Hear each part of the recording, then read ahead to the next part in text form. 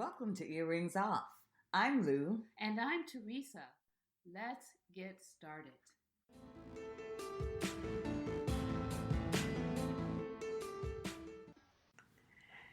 Today, Teresa and I are going to talk a little bit about our journey here to this podcast and blog, Earrings Off.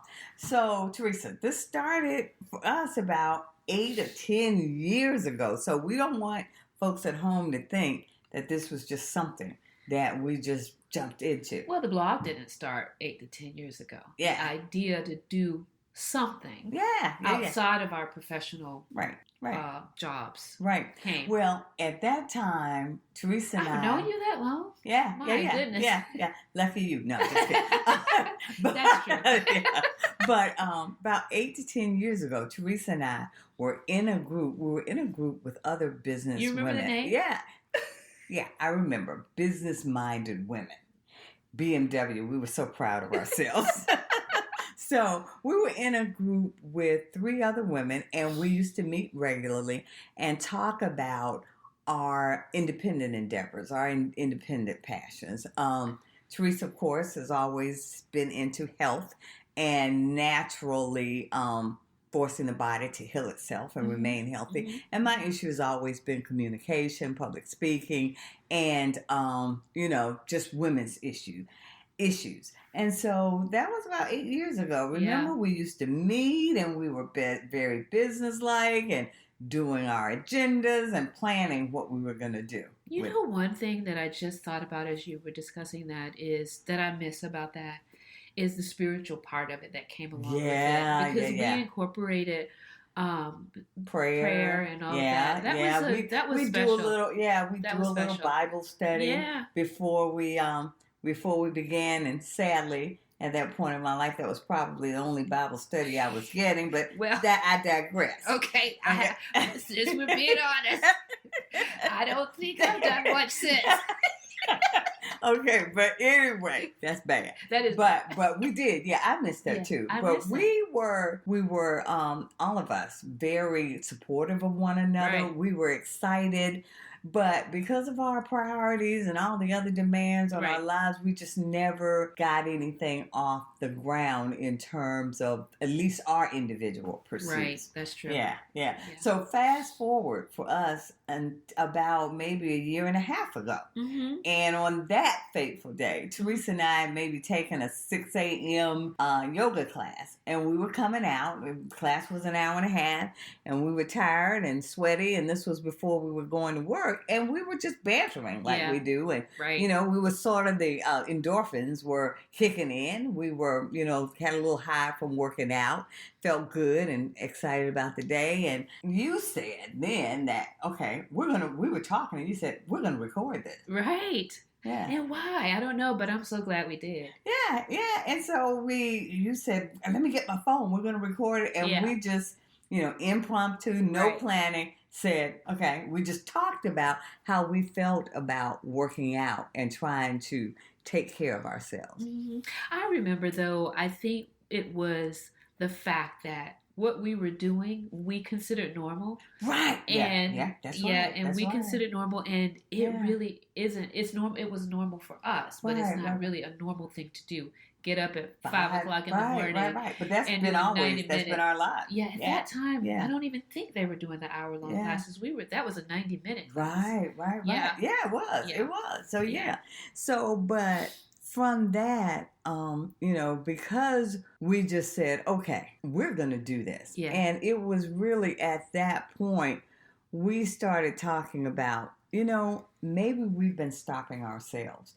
The fear that we just had to have everything lined up and had to have all of the planning worked out before we would even, step out and try to do this. It's funny you say that because I read a blog post or a magazine article about business, and that is the number one business killer. People try to have everything perfectly lined up before they step out and do it. I'm so glad we got beyond that. Yeah. So we decided, now, and we don't want you to think that there wasn't a lot of planning. Yeah. Because after we made the decision that no more talking about it, we're going to start positioning ourselves I know to launch. You actually were quite crazy about that. Set a date, and it's like the date is here. 2 weeks. Yeah, Teresa. and like we are not deviating because I know us. If we allow ourselves, we talk ourselves out of it. Yeah. So we just said no. There's no. Once we said we were doing it, we were doing it. Yeah. And so today we want to talk a little bit about that because it's a new year, and that was scary. That was definitely. This is still scary and out of our comfort zone. So far This is not something, let me tell you, getting something every week, knowing we have a deadline, and trying to maintain the integrity of what we do. Absolutely. To make sure that we're in compliance with our vision, our mission. Yeah, so it's not easy. But in that same vein, we decided recently, it's a new year. We're going to try something new. So you want to tell them a little bit about what we're doing now? Well, again, it was something that she made me do. But it has worked out to be a lot of fun. No, that's not true, though. I tried to talk us out. I can remember I kept saying, I did offer it, but I kept giving you an out saying, do you think we need to do it? No. Do you think that? And you'd always say, no, we said we're doing it. Yes. And I'd say, I gave you about 3 chances. I said, because I would call and say, are you sure this is something we should do? And you said, no, we're doing it. Folks, we said we're doing it. I'm sitting here and I'm allowing her to tell that story. That's not how it went. It is not. That's the truth. When I tell you, okay, so we're acting. We're in acting classes. But let me tell you. We are horrible at we had a good time. Let me tell you. Let me add this. Hold it. I got to finish. Okay. Let me finish. All right, go on. Okay, so. We're horrible. It was her persistence, so much so that the owner of the studio, she practically stalked to get us in this class. I know, right?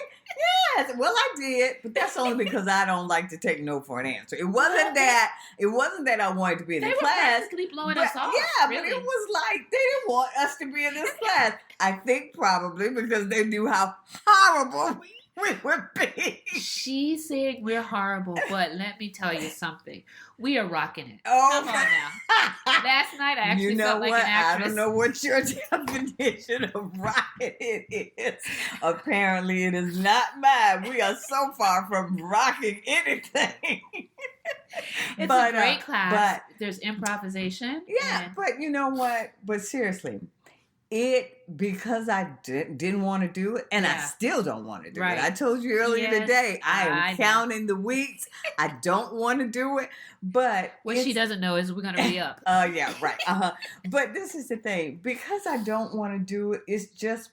that's the reason I have to make myself do it. Because the reason I don't want to do it is because I feel I'm not comfortable with folks' eyes on me. I feel like I'm being judged, and I feel pressure. But you know what? I've got to move beyond that, and I know that about myself. It is a very scary endeavor because we don't know at any time when she's going to call us to the stage. Right. I can't even think. I can't speak. It's just so scary. It's like, give me a second. Yeah, I know, right? And let me get myself together. It's like...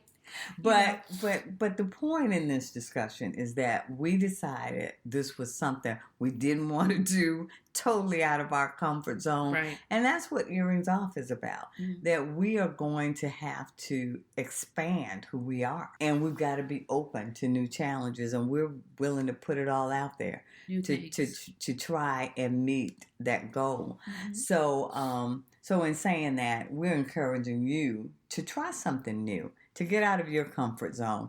And I want to share just I'm asking Teresa for a minute of indulgence because I want to share something that makes this very real for me. If you didn't read last week's blog, please do. I was talking about the death of my mom. And I'm going to try to make this as succinct as I can. I don't guarantee that. But before she died, I've been driving since, I was a teenager, driving over bridges, driving anywhere I wanted to go, very independent. And when she died, I developed a phobia about driving over bridges.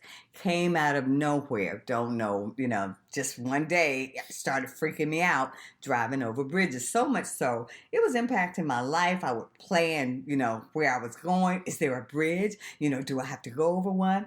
And that kind of thing. And I have two friends. One's a psychiatrist, one's a psychologist that said to me, this happened as a result of your mom. The trauma. And it's like death has become more real to you, and you're just being very cautious in your life. And that I heard the words, but it still didn't. I still couldn't change. It started to get even worse, and I really just saw myself ending up living in a house with a lot of cats because I wasn't going to go anywhere. I was starting to be afraid of, losing my independence. And so much so about probably 3 years ago, I actually went to counseling about it. Mm-hmm. And so when I got into the counseling session and she and I started talking, and she realized, I used to do counseling. I'm a social worker. So she and I developed, we were talking, and so I'm talking to her. I go to her maybe 2 or 3 times, and honestly, this is what she said to me. She said, well, you're just going to have to drive over bridges. I'm thinking to myself, really? I paid money for this. My She said, you're just going to have to do it because you're making it bigger than it is, and it's not going to go away magically. You have to drive over bridges. Mm-hmm. That's just no way around it. So, mind you, this was about 3 years ago. I'm like, really? Was that it? You can't give me something for me to drive over bridges. So anyway, I still wouldn't drive over them. But about maybe a month ago, I went with a girlfriend somewhere, and we had to drive over 895. And that is a high bridge. Yes. It's about 8 miles. I mean, it's really high. But my girlfriend was driving because I usually drive us everywhere, but I knew I had to go over that bridge. So I'm a passenger. And when she was driving over the bridge, I said, I can't drive over this bridge. But, she said, Lou, really, this is nothing. And no sooner than we were off of the bridge. She said, Lou, this is nothing. And I kept thinking about that, and I kept watching the other cars, and nobody seemed to have a problem with going over bridges. So then I came home, and I said to my husband, I've got to start driving over these bridges. And so when we go somewhere, he'd say, you want me to drive you? And I'd say, no, I got to do this myself. And I think to myself, well, if I'm going to either die or I'm going over that bridge. Right. Because it's going to happen. Right. And so I would watch other cars, and I would think, they're just going over the bridge. Mm-hmm. Just go over the bridge. And about 3 weeks ago, that's exactly what I started doing. That's amazing. I owe you a big apology. I didn't know it was that serious. Oh, it was really? No. You probably didn't know because I was embarrassed. Yeah. Very embarrassed by it because it just came out of nowhere. Yeah. And it makes you feel like, such a child. Because it's like, really? I can't drive over bridges, and I'm impacting my independence and where I can go. And I'm actually plotting what I'm going to do by virtue of the fact that I'm trying to avoid a bridge. Mm-hmm. So anyway, so it was really bad. And, but I just decided, no, you know what? The therapist is right. I've got to do it. Nobody can do that for me. Yeah. And so that's the point of this broadcast today, this episode, is that we want to encourage you, whatever your fears may be, whatever's stopping you, you have got to find a way to press forward. And more than anything, don't stop yourself. Don't tell yourself what you can't do, but try to be open to being uncomfortable and experiencing that so you can experience life. Right. So we want to close today with just a couple of quotes from us. If it scares you, it might be a good thing to start. Never be afraid to try something new, because life gets boring when you stay within the limits of what you already know. So here's to you and to moving forward and finding something that makes you uncomfortable. That's it for us today. Thank you for listening. And when we know better, we do better. Have a great day.